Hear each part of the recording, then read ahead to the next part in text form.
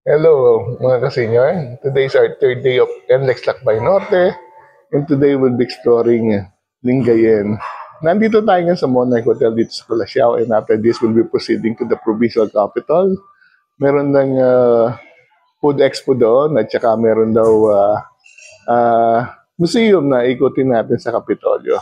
And then ang pinaka-last stopover natin would be sa may SM City Alaminos. So tara na, samahan niyo ako para ikutin natin ang ilan sa mga attractions ng Pangasinan through NLEX Lakbay Norte. Let's go!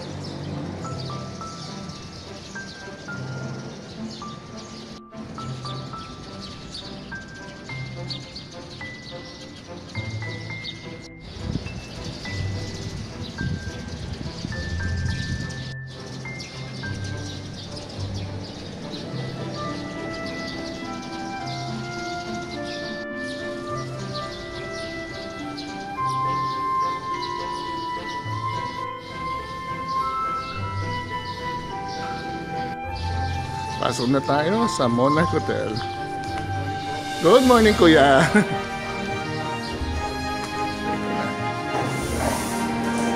So, ito yung facilities nila. Meron silang shop. And then, ito yung kanilang breakfast venue. Pupunta tayo dyan later. This is the reception area. Morning!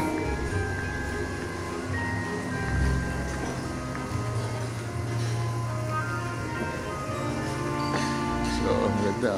Monarchy talaga. So, mga parang nasa English ba? Dahil English monarchy. And then,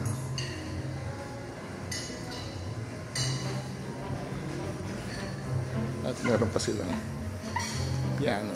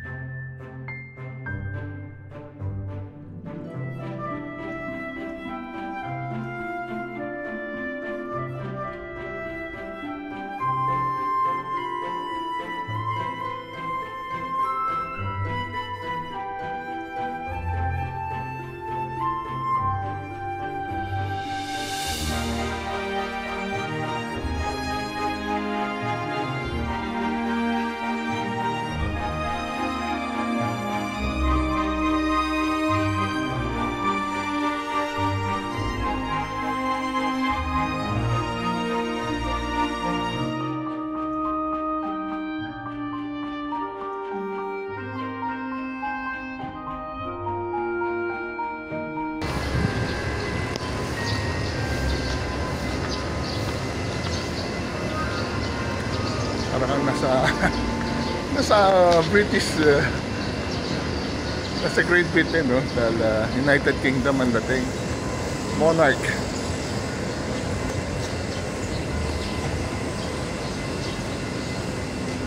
Let's go in again. Pasok tayo.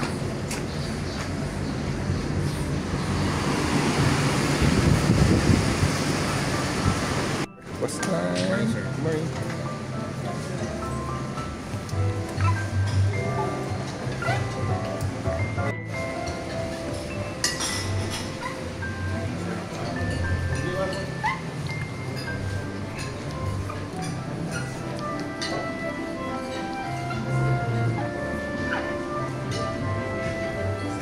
healthy breakfast muna tayo. Spanish omelette.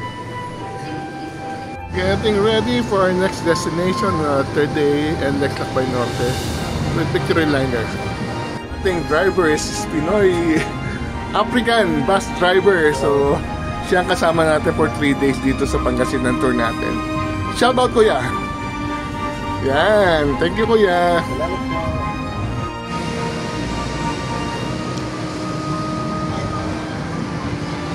We are here at Robinson's, Calasiao for Los Padrinos. Yan. Los Padrinos, yung kinain natin chicken gabi na napakasarap. So, dito pala yun. So, Robinson's Place, Pangasinan. Lahat ng anong ano yung... Ate!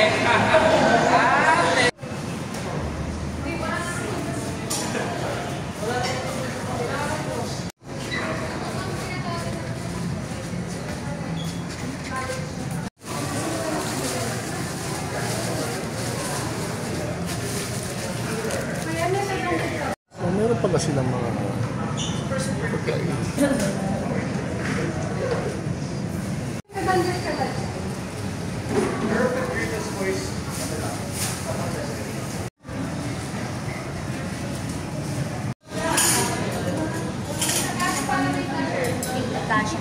Okay, nandito na tayo sa Lingayen para sa ating next stop over. I think it's a coffee shop. Tayo. It's Naro coffee shop. Oh, yeah. May mga cactus ha. It's Naro. Wow.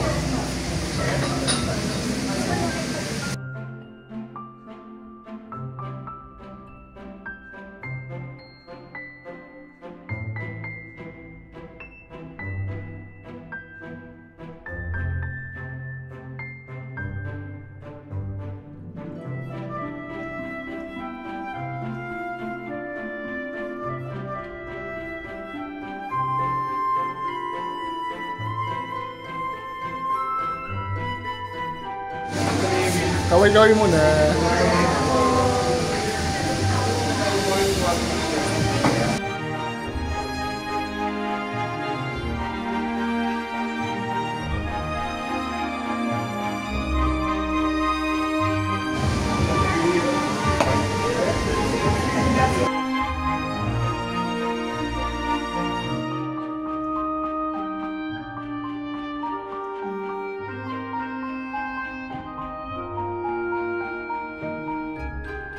So, Lingayen Beach ang view.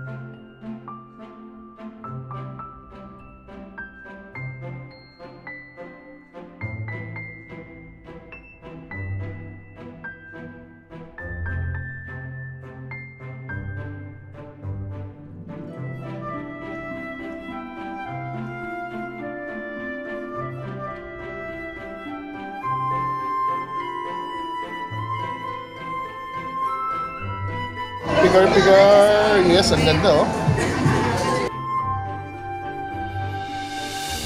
Kain tayo, pro seafood ang kinuha natin, no? Sarap. Kain tayo. This is bangus. This is parang sisig lang, sisig.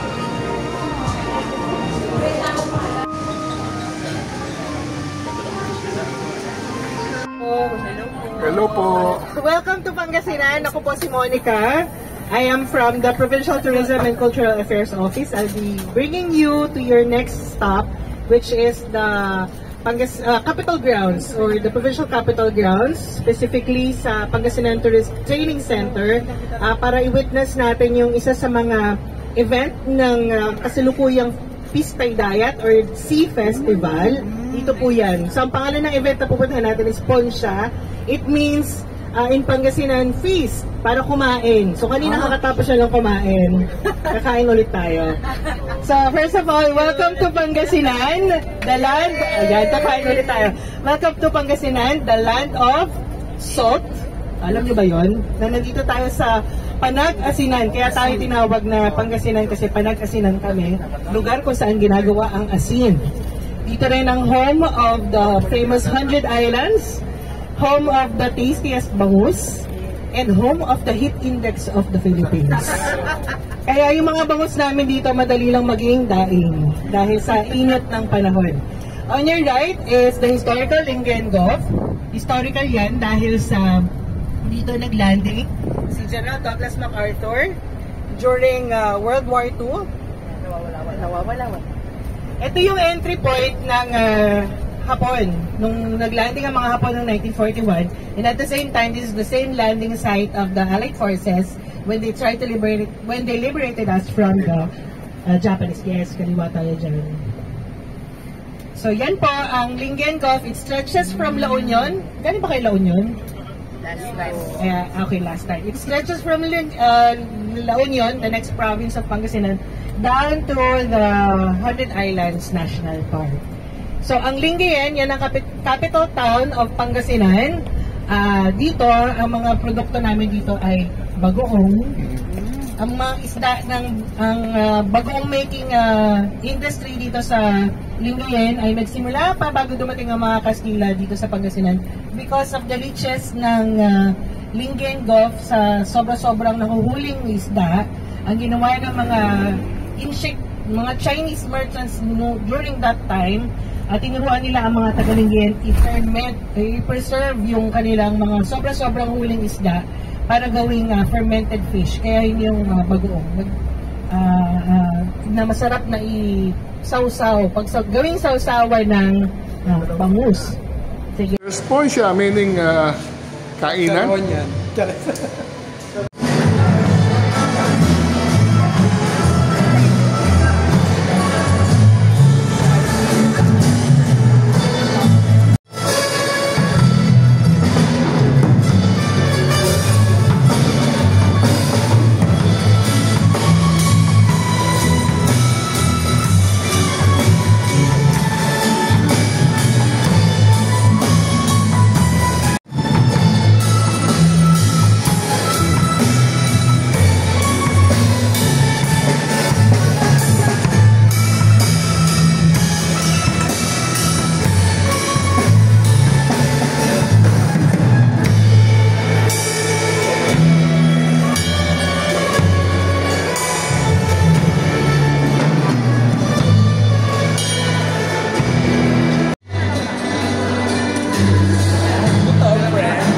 Pigar. Yes po, sarap bigay.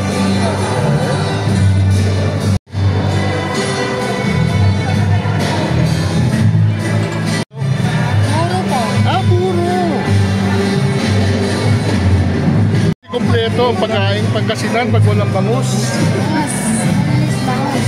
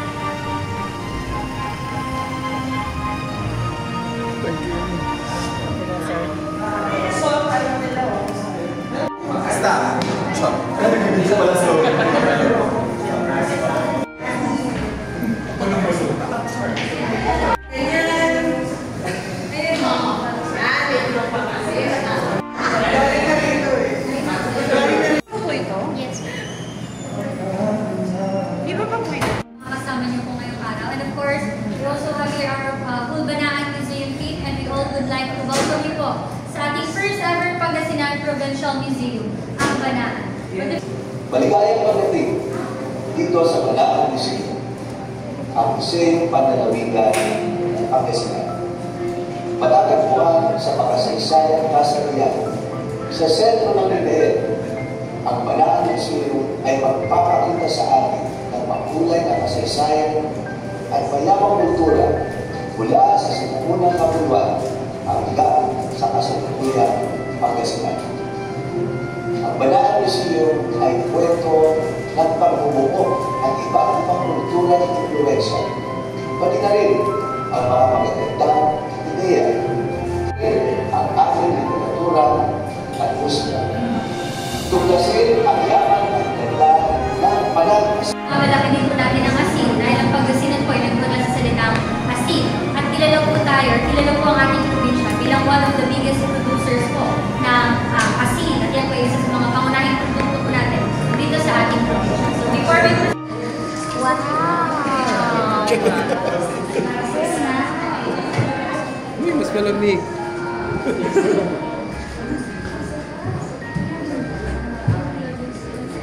Sa ating mga wooden chairs. Ayan, so this gallery is what we call the shape of our homeland. So dito po na-picture po ang introduction natin sa geography po ng ito naman po ng 6 na distrito na meron po tayo dito sa Pangasinan. So dito po ang districts 1, 2, and 3. At sa kabila naman po ay district 4, 5, and district 6. And ito naman po huge TV screen po natin sa harapan. Nag-play po kami dito ng iba't ibang audiovisual presentation before we proceed to our next one. Di po sa mga susunod po na galleries, marami na po mga artworks at different exhibits. That's a combination of one which came from some national right agencies that includes National Historical Commission of the Philippines, CHESA, DPWH, of course, in part 1840s. 1840s. And it was used from what year to what year? It was used first as a Capitol building. So after, nag-isang paaralan po siya, became a Husgado or Court of First Instance. And then it became the court of the Japanese troop. The headquarters of the Japanese troop. So yun po yung naging timeline ng ating kasalihan. But after that, then Gallery.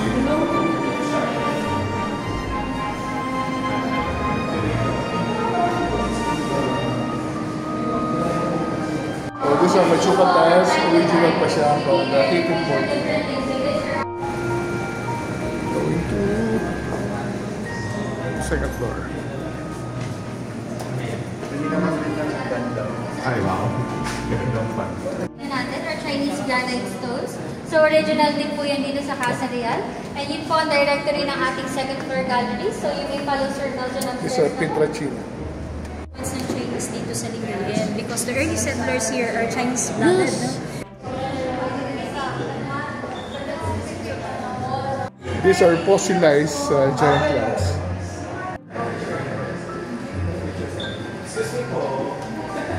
Species po ng ating mga giant clams in order for us to protect and conserve the Taclobos and at the same time to maintain the rules in our ecosystem. At ang bayan din po ng Bolinao ay kilala bilang giant clam capital of the Philippines. Dahil po dun sa kanilang sanctuary sa Silaki Islands in Bolinao, they also distribute yung pong mga species po ng giant clam sa iba pa pong part ng Pilipinas just like in Palawan naman po.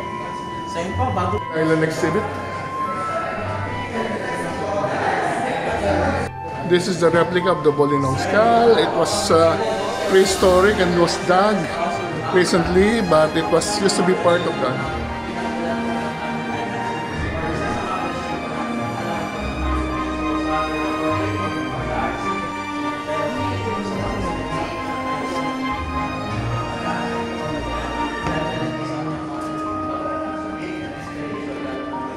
So, direct trade from China, from Jian to Lingayen. So kaya maraming Chinese dito sa Pangasinan. So kung napansin nyo, Pujian is very close to Lingayen. So direct trade from Pujian. Kaya maraming Chinese dito sa Pangasinan.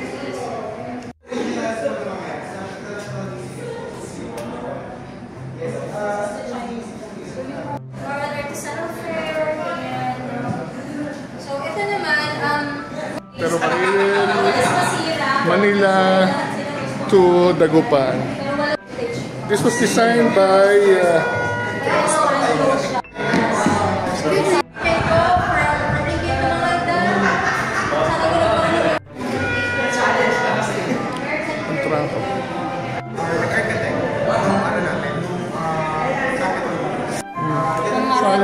So this is in St. Dominic Parish, which is now a minor basilica also.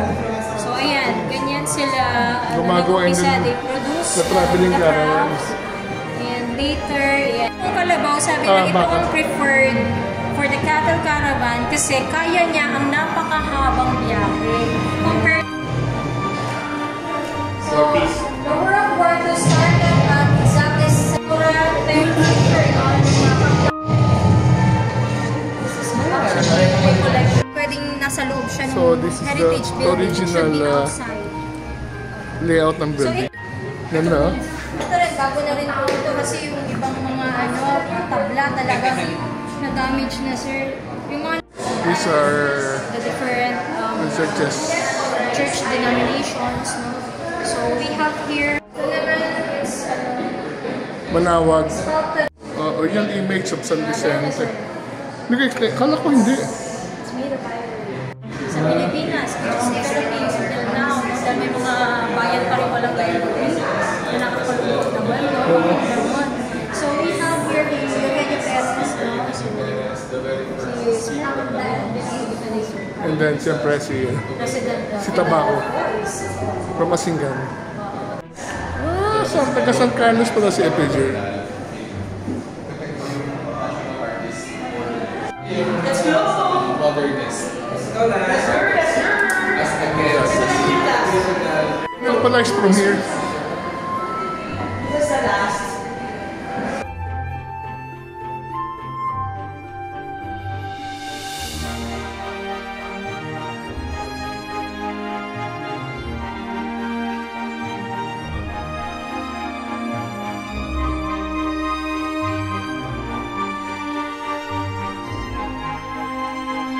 Maraming salamat po for taking us around Pangasinan. Welcome po muli at sana Yes. bumalik po kayo, no? So we are at SM Urdaneta.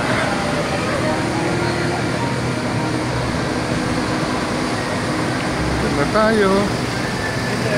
Dito na tayo sa SM Urdaneta.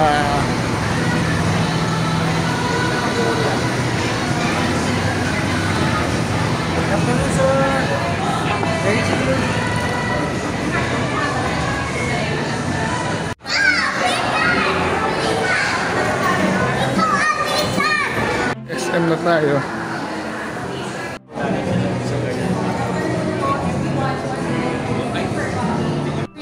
So, once again, welcome to SM City Urdaneta Central.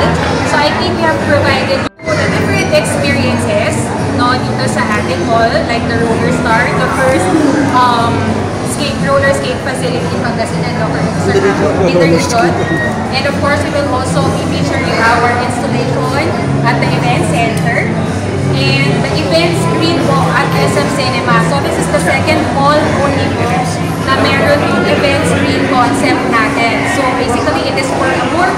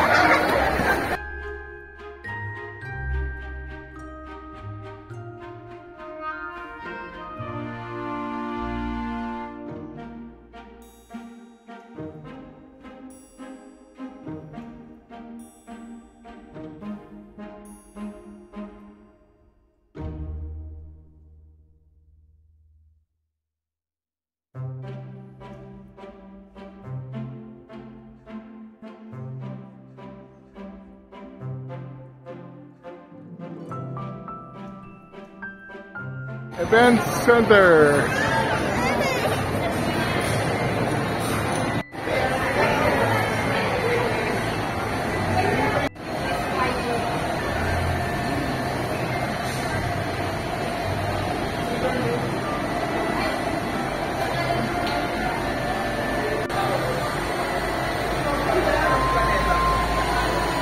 lubricant.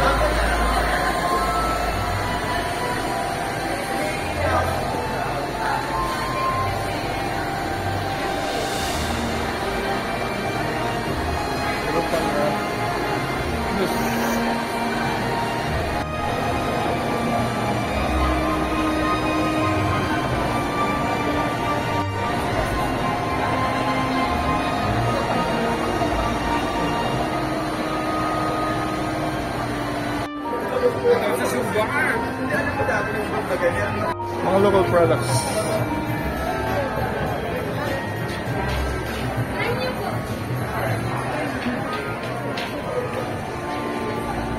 Meron silang malunggay, turmeric, oregano,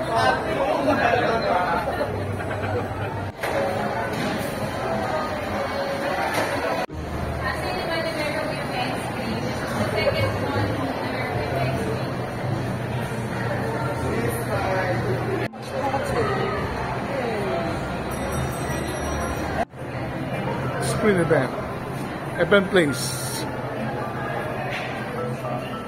Event screen. Oh, nice.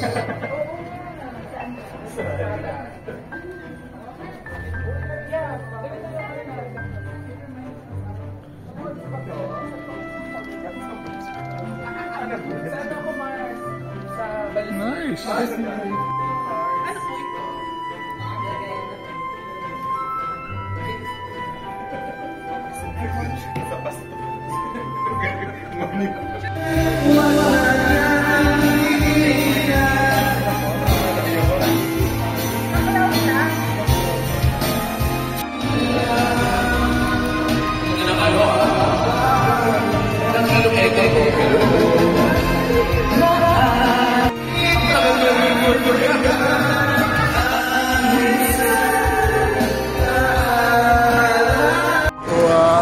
Looks like we're having an early dinner dito sa SM Urdaneta.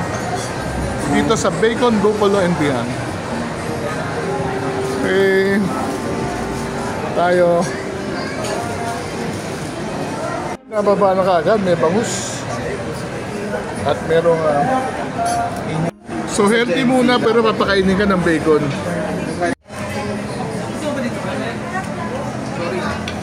Carbonara. Para magaling yan, tapos next time. Yan, pero fried, love. Sarap. Gimbal. meron ng iPhone, yung lupa.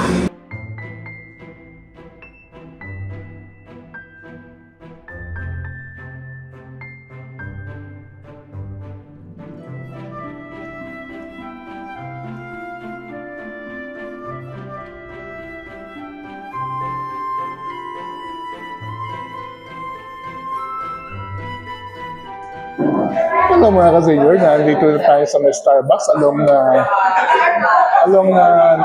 North Luzon Expressway, and it's just fitting that we will be ending our day 3 dito sa may NLEX because ito ang third day na ating NLEX Lakbay Norte. So ang third day natin started in Calasiao sa may Monarch Hotel kung saan tayo nag-stay overnight. It's a very nice hotel, probably the most elegant and the most beautiful sa buong Pangasinan. We had a very sumptuous breakfast and then we were able to go around Monarch Hotel. After Monarch Hotel, we traveled na to Lingayen, where most of our activities of the day concentrated. So we started our day sa Menaro Cafe. It's a very nice coffee shop. Ang sasarap ng pagkain. Also nakaharap siya sa may Lingayen Beach. Parang ang vibe nyo is nasa Elio kayo nasa Siargao. Ang ganda ng interior. So, para doon sa naghahanap ng pwedeng puntahan sa Lingayen, punta kayo sa Menaro Cafe. After that, nagpupunta na kami sa Capitol Grounds. Una ang pinuntahan na yung kanilang pinaka-auditorium kung saan ginaganap ang contest ng pagluluto ng Pangasinense cuisine sa as part of the Pistak Diet Festival nila. After that, nagpusina na kami sa Provincial Museum, yung dating Casa Real, na ginawang museum, and we were very happy to learn ang istorya ng Pangasinan, kung saan nagmula ang Pangasinan, ano yung mga kanilang mga heritage places, pati yung kanilang train system. After that, ang sumunod naman namin pinuntahan ay ang SM Urdaneta, kung saan inikot namin ang SM Urdaneta. And then nakita namin ang dami pala mga kakaibang facilities doon. One is the skating grounds na getting very popular. Also, pinuntahan namin na kanilang activity center na pwede ka palang mag-rent isang parang malaking room pa to do several activities. You're able to do yung video nila, karaoke. And after that, nagkaroon na ng nag-dinner na kami in one of the restaurants doon sa SM. So after that, nabiyahin na uli kami using the Victory Liner bus, papunta na dito sa gas station ng Shell, kung saan nandito na ngayon sa Starbucks, and dito na kami mag-iwawalay. So it's been a very long day but very exciting. It was fun. So I'm very happy again to participate dito sa NLEX Lakbay Norte. Salamat sa mga sponsors, Jollibee, Leslie, Lokal, yung Biojesic, ano pa ba? Kami nakalimutan. So maraming salamat for sponsoring this event and for taking us around Pangasinan. With that, I'd like to thank you very much for watching this vlog. Travel while you can. Until our next adventure with the NLEX Lakbay Norte. See you soon!